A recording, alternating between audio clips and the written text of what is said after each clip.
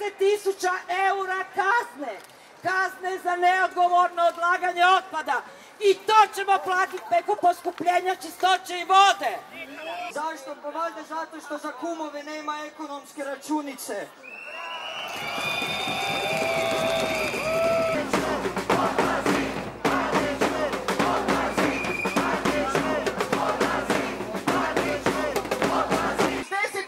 Ljudi svakodnevno je izloženo tim onečišćenjima, djeca...